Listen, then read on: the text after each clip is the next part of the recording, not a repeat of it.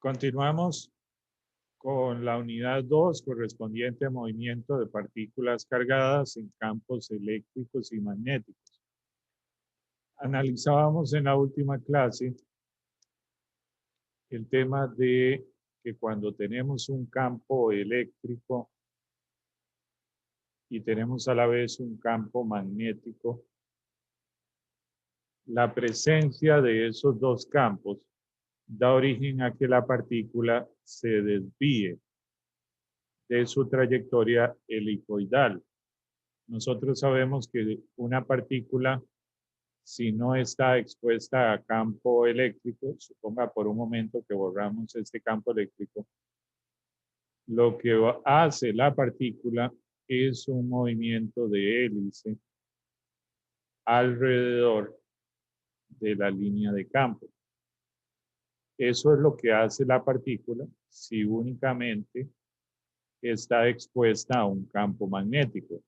Pero lo que estamos viendo aquí es que tenemos la presencia de un campo eléctrico. Entonces, ¿qué efecto nos trae el que tengamos adicional un campo eléctrico? Lo que trae como consecuencia es que la partícula sigue haciendo la hélice, pero se va desviando. ¿Hacia dónde se va desviando?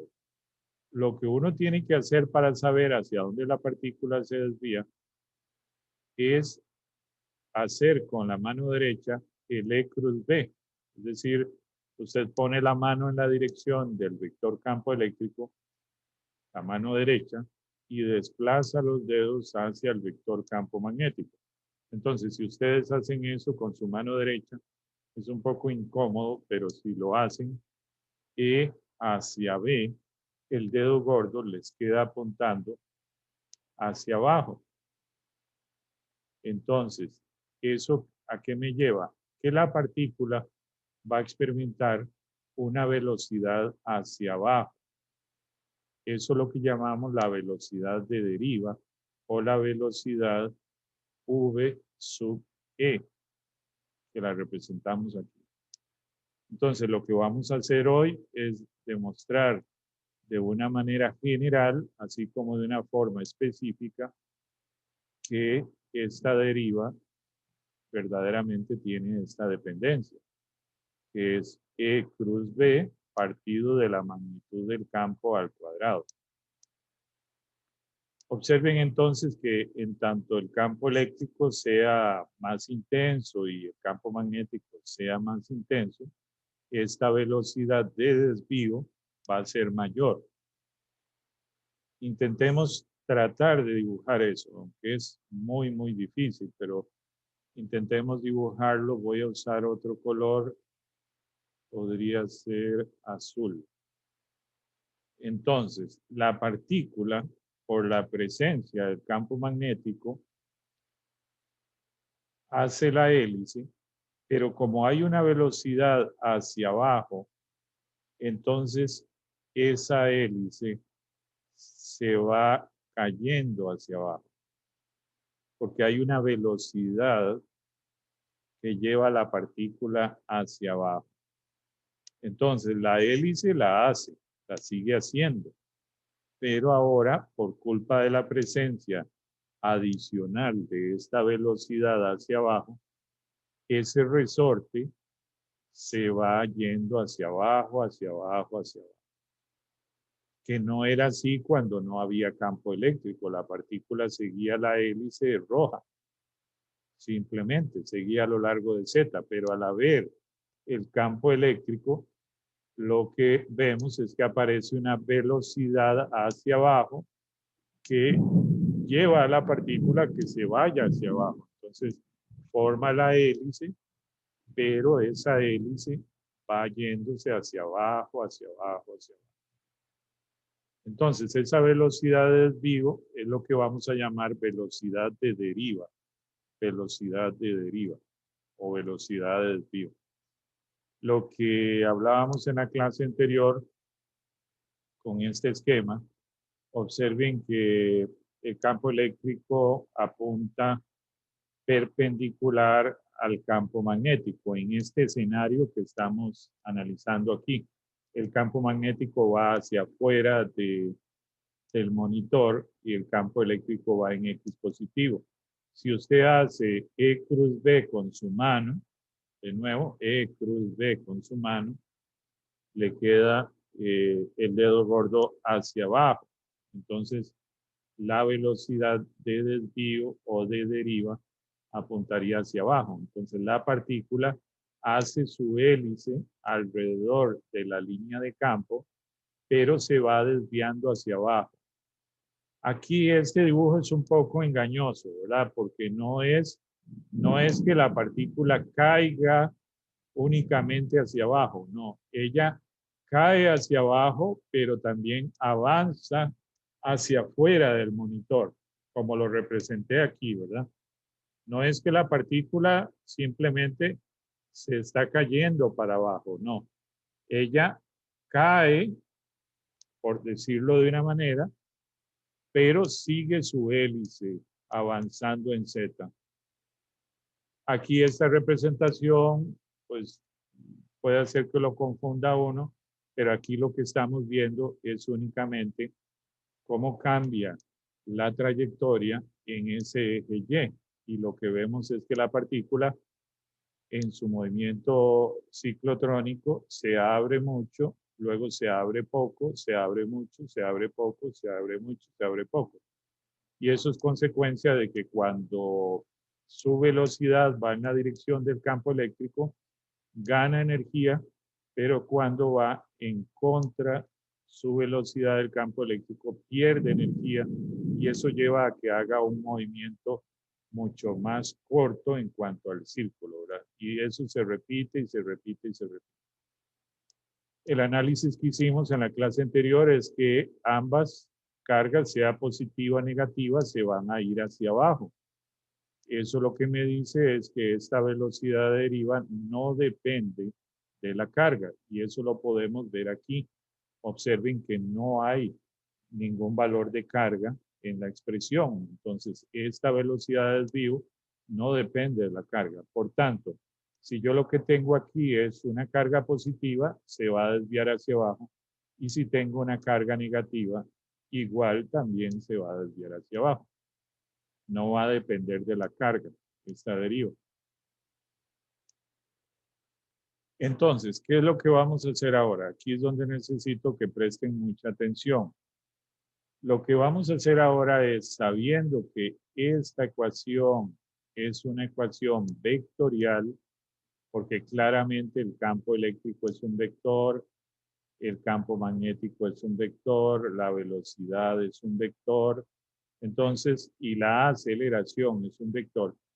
Yo lo que tengo aquí es una ecuación vectorial que la puedo descomponer en tres componentes y lo que vamos a demostrar es que la componente en X es esta, que la componente en Y es esta y que la componente en Z es esta. De momento simplemente las estoy diciendo sin demostrarles que así es, ¿verdad? Vamos a demostrar que esta ecuación vectorial se descompone en tres ecuaciones, una en X, una en Y y una en Z. Y vamos a demostrar también que a partir de esas tres ecuaciones podemos encontrar la velocidad en X, cuya solución va a ser esta. Vamos a encontrar la velocidad en X. Vamos a encontrar también la velocidad en Y. Y vamos a encontrar, por último, la velocidad en Z. Algo muy interesante que tenemos que notar aquí en nuestro análisis es que observen que la velocidad en Y tiene una componente adicional que no tiene la componente en X. Y observen que esa componente adicional depende del campo eléctrico y del campo magnético y apunta en Y negativo. Entonces, observen que yo tengo esto como la velocidad en X y tengo esto como la velocidad en Y, pero a esa velocidad en Y se le resta este término, que en realidad es una velocidad que va en menos Y, que es justamente, y eso es lo que vamos a demostrar, que esa velocidad en menos Y es justamente la velocidad de deriva, la velocidad de desvío, como lo vimos antes, en menos Y. Entonces, este término adicional que se le está agregando aquí corresponde a la velocidad de deriva, a la velocidad de desvío. Y les adelanto desde ya que este término corresponde a la velocidad del movimiento circular y ese otro término a la velocidad del movimiento circular. Pero ese movimiento circular lo que lleva es a que la partícula forme la hélice. Pero la partícula no solo forma la hélice, no solo tiene su velocidad X y su velocidad Y del movimiento circular, también está experimentando una velocidad en menos Y, que es justamente esta. Y en Z, si ustedes ven con cuidado la expresión que tenemos en Z, observen que aquí queda un término multiplicado por el tiempo. Bueno, pongámosle un nombre a ese término y llamémoslo aceleración. Con lo cual, observen que lo que queda es velocidad en Z es igual a aceleración por el tiempo más velocidad inicial en Z. Entonces, si alguien le preguntara a usted solo con ver esto, ¿qué tipo de movimiento tiene la partícula en Z? La partícula tiene en Z un movimiento uniformemente acelerado. ¿Y por qué digo uniformemente acelerado? Recordemos que uniformemente acelerado es con aceleración constante.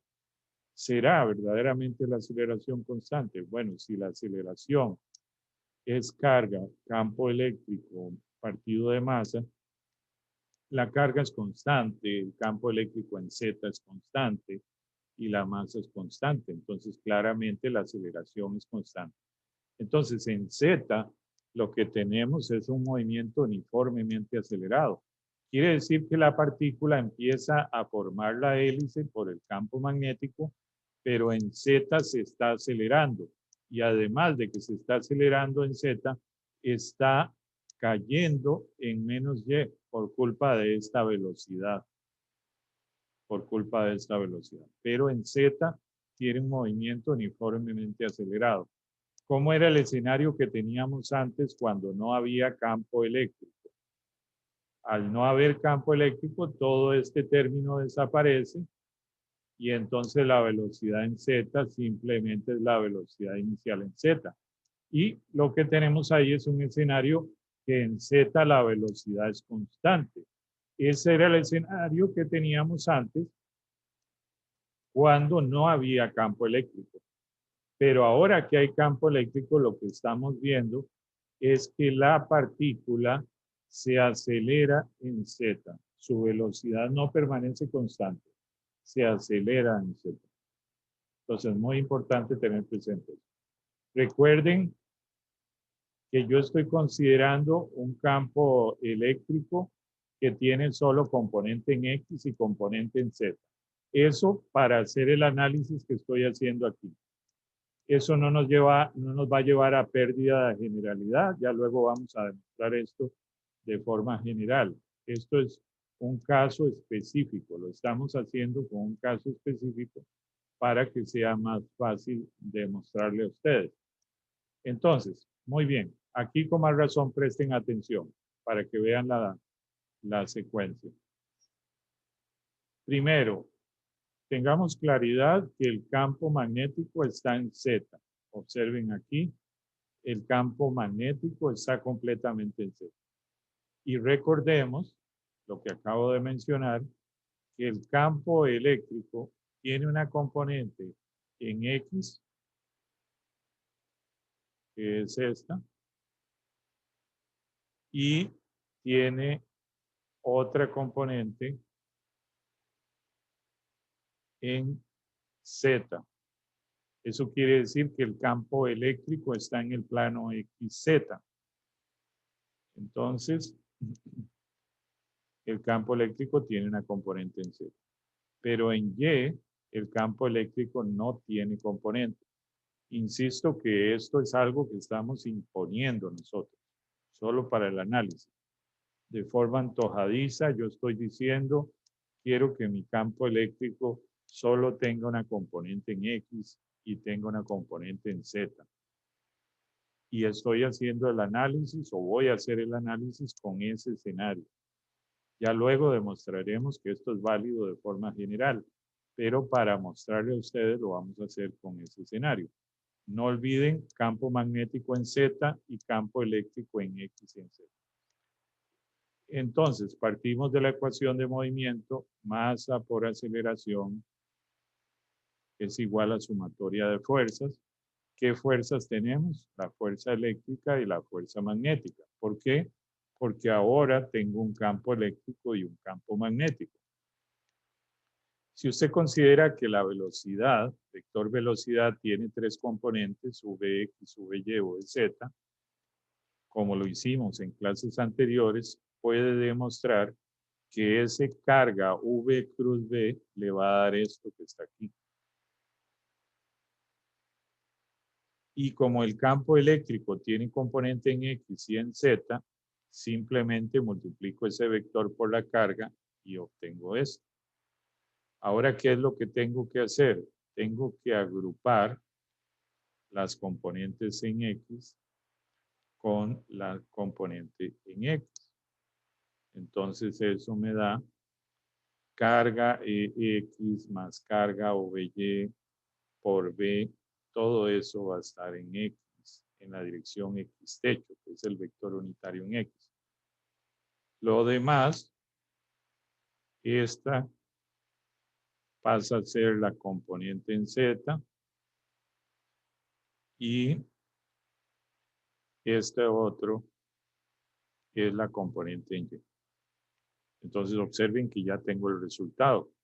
¿Qué es esto? Como un todo, es masa por aceleración, sumatoria de fuerzas, que queda esa expresión. Muy bien, entonces ya tenemos la masa por aceleración en componentes. ¿Qué es lo que vamos a hacer ahora? Bueno, vamos a tomar solo la componente en X. Observen, esto es la componente en X, porque es la que está a lo largo de X. Entonces esto lo voy a igualar a masa por la derivada de la velocidad en X respecto al tiempo. Estoy descomponiendo esta ecuación de movimiento vectorial en sus tres componentes. Entonces, lo que tengo,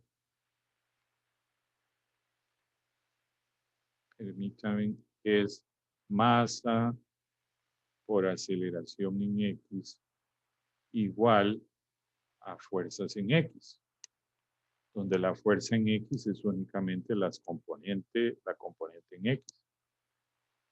Si yo recuerdo esta notación, la puedo representar como Vx punto, donde punto lo que me dice es que estoy derivando respecto al tiempo. Y tomo esta masa y la paso a dividir cada uno de estos términos. Entonces me queda que la velocidad x punto, es decir, la aceleración, es igual a la suma de estos dos términos. Muy bien, eso para x, ¿verdad? Si yo quisiera hacer para y, observo que es masa por aceleración en y, igual a fuerza en y. Pero la única fuerza en y era este término de acá. Entonces, porque es lo único que está en la componente y. Por tanto, entonces,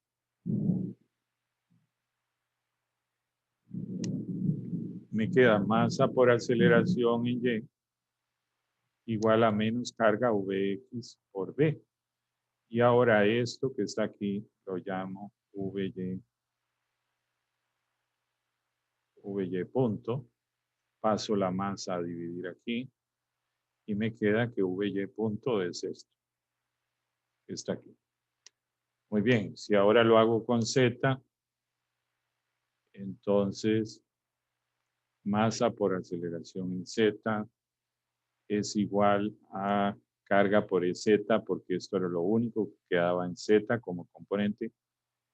Y de ahí yo puedo ver que al pasar la masa a dividir aquí, me queda carga partido de masa por EZ. Y entonces puedo tomar este diferencial de tiempo, pasarlo a este otro lado y me quedaría el diferencial de velocidad es igual a carga masa campo eléctrico diferencial de tiempo, lo cual entonces yo puedo integrar aquí y puedo integrar aquí. Con lo cual entonces obtendría la velocidad en Z y aquí al integrar respecto al tiempo, como el campo eléctrico es constante, la carga es constante y la masa es constante, solo me queda la integral de 1, que es en este caso t, más la constante de integración, que en este caso corresponde a la velocidad inicial. Y si ustedes ven lo que mencioné antes, esto que está aquí multiplicando al tiempo es la aceleración. Entonces yo tengo velocidad es igual a aceleración por tiempo más velocidad inicial. Eso es un movimiento uniformemente acelerado, es uniforme porque el campo eléctrico es constante, la carga es constante, la masa es constante. Entonces lo que llego con esto es que en Z yo tengo un movimiento uniformemente acelerado. ¿Y en Z qué apunta? El campo magnético. Entonces en la dirección en la que apunta el campo magnético, la partícula está experimentando una aceleración, está experimentando un movimiento uniformemente acelerado. Su velocidad en Z se está incrementando de manera uniforme. Insisto, aquí tenemos tres componentes.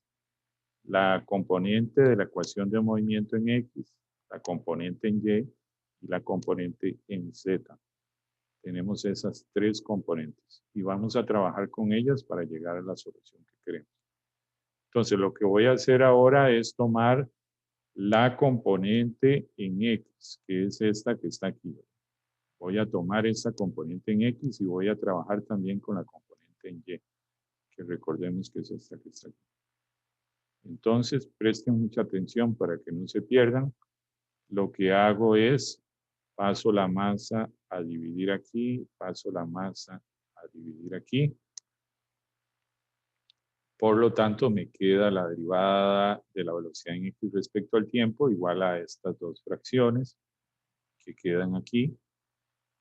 Y si veo con cuidado, y si recuerdo, esto que está aquí, este término que está aquí, es lo que habíamos llamado omega sub c, que es la frecuencia ciclotrónica, que es la frecuencia con la que hace la hélice, con la que gira alrededor de la línea de campo.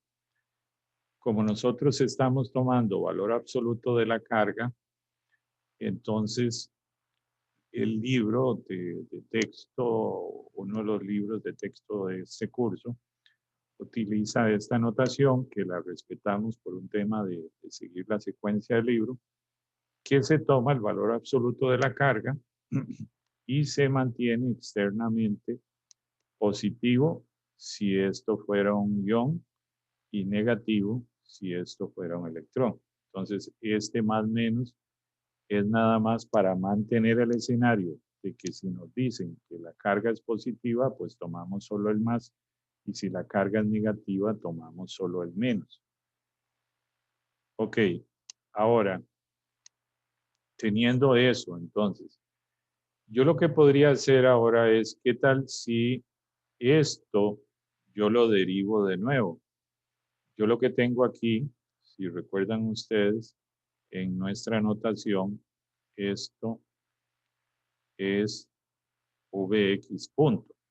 Entonces, si Vx punto, yo lo derivo de nuevo, lo que me va a dar es Vx 2 puntos. Si este otro lado yo lo derivo, pues logro ver que carga, campo eléctrico, masa es una constante, porque todos son constantes. Entonces la derivada de esto es 0. Por lo tanto, entonces me queda solo la derivada de Vy, donde omega c también es una constante. Entonces, aquí lo que me queda es derivar Vy. Y al derivar Vy, lo que obtengo es Vy punto, multiplicado por la frecuencia ciclotrónica. Perfecto, llegamos hasta ahí. Ahora, ¿qué vamos a hacer? Ahora vamos a tomar la velocidad en y, Vy punto, se acordarán que ya lo habíamos despejado y era esto. Y entonces lo que vamos a hacer es, como ya tenemos Vy punto, vamos a sustituir Vy punto aquí. Vamos a sustituir Vy punto ahí. Entonces me quedaría Vx 2 puntos, me quedaría el omega c por aquí, y al sustituir estoy copiando esto tal cual. Entonces sería menos q por b partido de m vx, que si recordamos, esto que está aquí es omega c. Entonces me quedaría omega c multiplicado por omega c, lo cual me daría omega c cuadrado por vx y me quedaría al menos. Me queda entonces esta ecuación diferencial, que es la ecuación diferencial asociada a un movimiento armónico. Y ya habíamos dicho que la solución de esa ecuación diferencial era esta. Entonces, con esto ya tenemos que la velocidad en x cambia de esta manera, donde lo que llamamos velocidad perpendicular, recuerden que la partícula va haciendo una hélice, ¿verdad? Va haciendo una hélice, entonces la velocidad perpendicular es esa velocidad en el plano del círculo que forma la partícula. Eso es lo que llamamos velocidad perpendicular. Porque la partícula también va a tener una velocidad paralela a la línea de campo, pero en este caso la solución queda en términos de la velocidad perpendicular. Y vean cómo la velocidad cambia con el tiempo, cambia con la frecuencia ciclotrónica y depende de este número, que es un número complejo, que había mencionado yo que corresponde a raíz de menos 1. Bueno, entonces ya tenemos la velocidad en x. Ahora, presten mucha atención a esto. Yo sé que es un poco espeso, sobre todo por muchas ecuaciones y también la hora, pero presten mucha atención. Esta ecuación ya la teníamos, era la velocidad en y punto. Si esto lo derivo de nuevo, la derivada de Vy punto es Vy 2 puntos, es decir, la segunda derivada. Esto que está al frente es una constante, lo mantengo igual y derivo Vx. Por tanto, me va a dar Vx punto. Pero si recordamos de la ecuación en x, habíamos obtenido esto, que Vx punto es todo esto. Entonces lo que vamos a hacer es que vamos a sustituir aquí Vx punto por toda esta expresión, con lo cual nos queda Vy 2 puntos, nos queda este término que está aquí adelante, menos carga B partido de M, y nos queda todo esto tal cual, que está aquí expresado. Entonces ahora simplemente recordemos que omega C es carga B partido de M. Entonces esto que está aquí al frente es esto. Y por aquí les puse para que lo tengan presente. Esto es muy fácil de demostrar que omega C partido de B es igual a carga partido de M. Entonces, esto que está aquí es carga partido de M, que es omega C partido de B. Edgardo, ¿sí? Profe, lo siento, la lancé sin querer. Ah, ok, de acuerdo, de acuerdo. Entonces, carga partido de M lo estamos sustituyendo por omega C partido de B. Y observen que esto que está aquí es omega C. Entonces, ¿qué logramos notar aquí? Voy a tratar de ponerlo en otro color. Observen, aquí me queda omega C, aquí me queda omega C, y por aquí afuera tengo omega C. Entonces, saco estos dos a factor común, se multiplican por este y queda al cuadrado. Y aquí dentro me quedaría solo campo eléctrico en X partido de B, igual a la velocidad en Y. Entonces, muy bien, llegamos a esto. Ok, nos quedan 8 minutos. Tranquilos, que ya ahorita vamos a descansar. Pongan atención a esta ecuación. La voy a transcribir de nuevo, esta ecuación de aquí. Y pongan atención al truco que vamos a hacer ahora. Voy a tomar este término. De momento solo voy a preocuparme por esto que estoy encerrando en verde.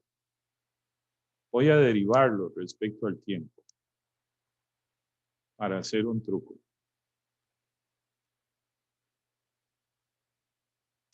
Entonces, observen, aquí tengo el término que les mencioné y lo voy a derivar respecto del tiempo. Si yo lo derivo esto respecto del tiempo, la derivada de campo eléctrico en X respecto partido de B, como ambos son constantes en el tiempo, la derivada de esto es 0. Y me quedaría la derivada de VY respecto del tiempo. Muy bien. Entonces, ¿qué conclusión llegamos? Que derivar la suma de estos dos términos es igual a la derivada de VY respecto al tiempo. ¿Qué pasaría si yo esto lo derivo de nuevo? Que sería equivalente a esto derivarlo dos veces. Pues pasa lo mismo. Ya sabíamos que la derivada de la constante daba a 0, entonces quedó solo esto, lo derivamos de nuevo y no es más que la segunda derivada de VY. Perfecto. Recordemos ahora una ecuación que teníamos antes, que era esta. La estoy trayendo de atrás. Habíamos llegado a esta ecuación. Entonces, ahora lo que les estoy diciendo es que esto que está aquí, lo sustituyamos por esto, que es igual a esto.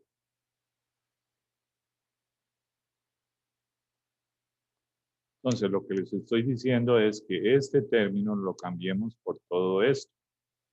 Esto es un truco. O sea, no es que sea algo falso, no. Es un truco para resolver. Entonces, estoy sustituyendo esto por esto. Mantengo este idéntico y mantengo este idéntico. Entonces, ahora lo que vamos a hacer para terminar este truco es esto que está aquí, llamémoslo VY'. Y esto que está aquí es VY'. Entonces, si vemos, yo no lo no lo copié, pero si vemos con cuidado, lo que tenemos es VY, dos puntos, igual omega C cuadrado por VY. O sea, si vemos con cuidado, y aquí voy a poner prima, lo que tengo aquí es la segunda derivada de VY prima, que sería VY prima dos puntos, menos omega C cuadrado por VY punto, VY prima, perdón, por VY prima. Y esta ecuación diferencial, sabemos nosotros ya que tiene esta solución de que VY prima, en este caso, porque así le puse el nombre, tiene que ser igual a esto. Ya lo habíamos demostrado en una clase anterior. Pero entonces ahora el truco es muy simple. ¿Quién es VY prima? VY prima es esto que está aquí. Entonces yo sustituyo VY prima, que me queda igualado a esto. Y ahora este VY, lo dejo solito a ese lado y agarro este y lo paso al otro lado. Con lo cual me queda negativo.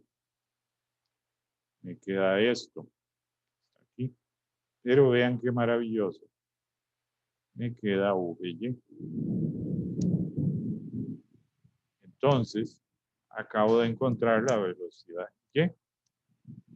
Y estoy demostrando que la velocidad en Y tiene esta parte que corresponde al movimiento circular, ya nos vamos a convencer de ello, y esta otra parte que ya les había adelantado, que es la velocidad que apunta en menos Y, que es la velocidad deriva o velocidad de desvío. Por otro lado, ya teníamos que para X nos quedaba esta ecuación diferencial y su solución era esta. Entonces observen que ahora tengo la velocidad en X y tengo la velocidad en Y. Tengo las dos velocidades. Ya encontré las dos velocidades. Permítanme aprovechar aquí para insistir y que les quede bien claro esto, ¿verdad? Supongan que la partícula va por aquí. Entonces, vamos a ver, representar así. Suponga que el vector velocidad, recordemos que siempre es tangente a la trayectoria. Entonces, yo lo que tengo es una velocidad en Y.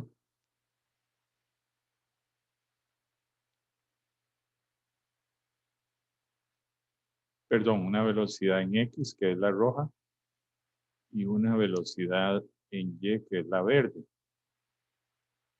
Entonces, esto que tengo aquí es la velocidad en Y, y esto que tengo aquí es la velocidad en X. Y este vector como un todo es el vector velocidad perpendicular, que es igual al vector velocidad en X más el vector velocidad en Y. Entonces, lo que estamos encontrando aquí es justamente quién es Vx y quién es Vy. Pero resulta que Vy, además de tener una componente asociada a este movimiento circular, tiene un término adicional que corresponde a una velocidad en menos v. Muy bien, en la siguiente parte de este tema vamos a seguir analizando esto para que vayamos aterrizando lo que buscamos.